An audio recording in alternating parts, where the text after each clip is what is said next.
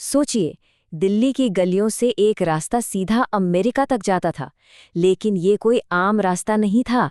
ये था ड्रग्स का एक खतरनाक गोरखधंधा।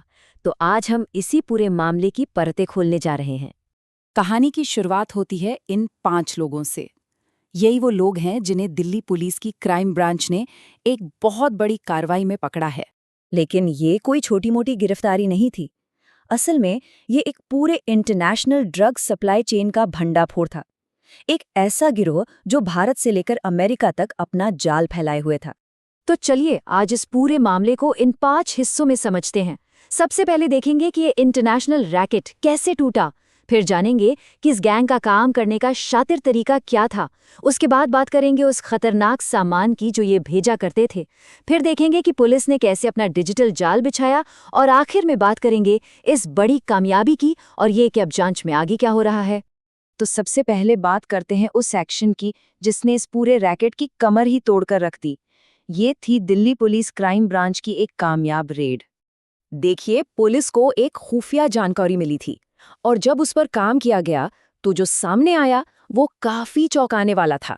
ये कोई नया नया गैंग नहीं था, बल्कि एक पुरानी और बहुत ही ऑर्गेनाइज्ड मशीन थी जो काफी लंबे समय से सबकी नजरों से बचकर अपना काम कर रही थी। तो सवाल ये उठता है कि आखिर ये मुमकिन कैसे हुआ। मतलब इतने लंबे समय तक ये गिरोह इतने बड़े लेवल पर काम कैसे कर रहा था और किसी को कानो कान खबर तक नहीं हुई। सबसे बड़ा सवाल तो यही था, इनका लॉजिस्टिक्स का तरीका क्या था। ये प्रतिबंधित दवाएं दिल्ली से निकलकर हजारों मील दूर अमेरिका का सफर आखिर तय कैसे करती थीं? और उनका तरीका, वो इस 4 स्टेप के प्रोसेस में छिपा था, बहुत ही चालाकी से। पहले दवाएं खरीदना, फिर उनके लिए फर्जी डॉक्यूमेंट्स बनाना, उसके बाद कुरियर कंपनियों को ये कहकर धोखा देना कि पार्सल में कुछ और है, और बस आखिर में पार्सल को अमेरिका शिप कर देना। सोचिए, ये लोग कानूनी सेवाओं का ही इस्तेमाल अपने गैर कानूनी कामों के लिए कर रहे थे।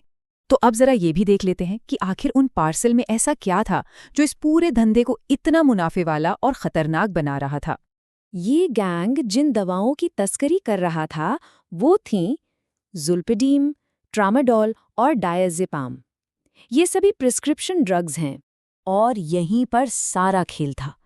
देखिए, ये दवाएं असल में मेडिकल इस्तेमाल के लिए होती हैं, इलाज के लिए, लेकिन विदेशों में नशे के लिए इनकी ज़बरदस्त मांग है और ये गिरोह इसी मांग का फ़ायदा उठाकर मोटा मुनाफा कमा रहा था।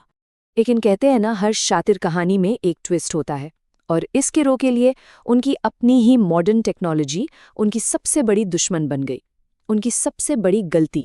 और ये बात कितनी अजीब है ना, कि जिन तरीकों ने उनके काम को इतना आसान और सीक्रेट बनाया, असल में उन्हीं तरीकों ने उनके खिलाफ सबूतों का एक परमानेंट डिजिटल निशान छोड़ दिया। पुलिस को उनके मोबाइल फोन और बैंक खातों से बहुत ज़रूरी सबूत मिले। व्हाट्सएप चैट, बैंक के ट्रांजैक्शंस और यूपीआई पेमेंट्स, इन सब ने डिजिटल सबूतों का एक ऐसा जाल बना दिया जिससे उनका बचना नामुमकिन हो गया। तो जब ये सारे डिजिटल सुराग पुलिस के हाथ लगे तो सवाल था कि इन कड़ियों को जोड़कर असल मुजरिमों तक कैसे पहुंचा जाए। और पुलिस ने ठीक यही किया। पैसों का लेन देन और बातचीत के हर डिजिटल सुराग को बड़ी बारीकी से फॉलो किया गया और आखिरकार इसी के दम पर इस गोरखधंधे में शामिल इन 5 लोगों की पहचान हुई और उन्हें धर दबोचा गया। ये दिल्ली पुलिस के लिए वाकई बहुत बड़ी कामयाबी मानी जा रही है। एक ऐसी खतरनाक ड्रग सप्लाई चेन को तोड़ना जो एक गंभीर खतरा पैदा कर रही थी, कोई मामूली बात नहीं है। लेकिन जांच अभी भी जारी है और एक बड़ा सवाल अब भी बाकी है कि इस नेटवर्क की जड़ें आखिर कितनी गहरी हैं और इस रैकेट के पीछे और कौन-कौन शामिल हो सकता है।